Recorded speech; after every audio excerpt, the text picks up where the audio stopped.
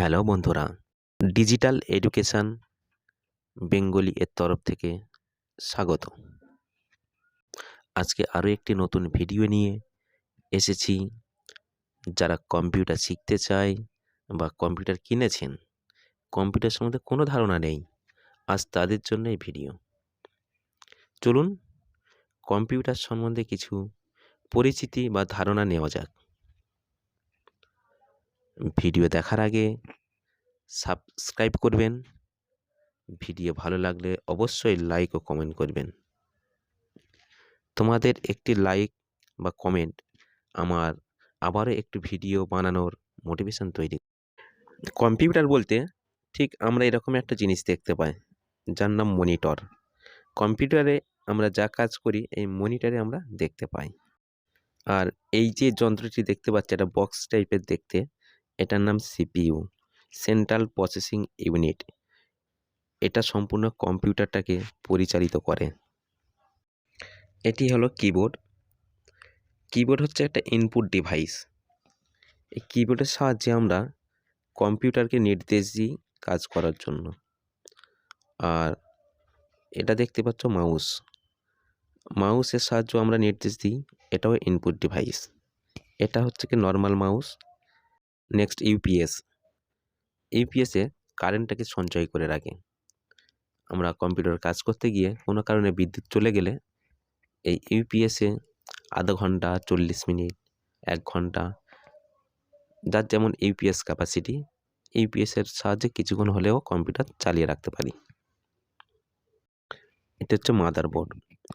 আমরা যে সিপিইউটা দেখলাম, ওই সেন্ট্রাল প্রসেসিং ইউনিটের মধ্যে এরকম একটি বোর্ড আছে, অনেকগুলো কম্পোনেন্ট সার্কিট দিয়ে তৈরি করা। এই বোর্ডটাকে বলা হয় মাদারবোর্ড। এই যে স্কোয়ার অংশটি দেখতে পাচ্ছ, এটার নাম প্রসেসর। প্রসেসর বিভিন্ন টাইপের হয়। যাই হোক, মাদারবোর্ডের মধ্যে এই প্রসেসরটাকে লাগিয়ে তারপরে আমাদের কম্পিউটার চালাতে হয়। এটার নাম হচ্ছে র্যাম। এটা মাদার বোর্ডের মধ্যে লাগানো থাকে।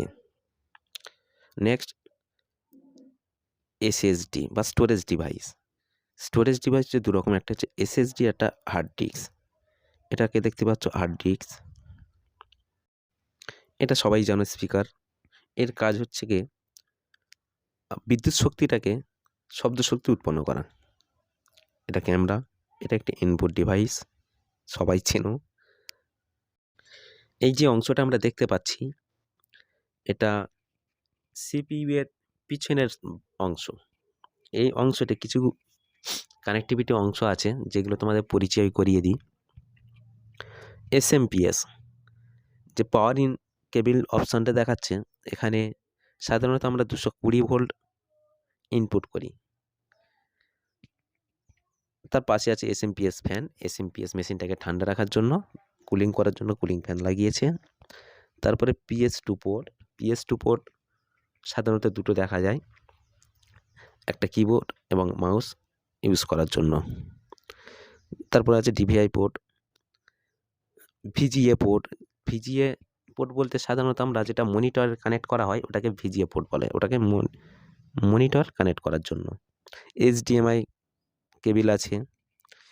USB 3.0 স্লট আছে। USB 2.0 স্লট আছে। মাইক লাগানোর জন্য একটি স্লট আছে। স্পিকার লাগানোর জন্য একটি স্লট আছে।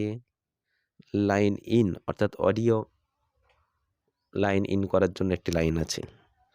একটি লাইন দিয়েছে ল্যান পোর্ট, যেটা আমরা ল্যান্ডলাইন কানেক্ট করে ইন্টারনেট চালানোর জন্য ব্যবহার করব। তারপরে আছে এক্সপেনশন স্লট। এই স্লটে আমরা বিভিন্ন রকম এক্সটার্নাল ডিভাইস ইউজ করতে পারি। Thank you.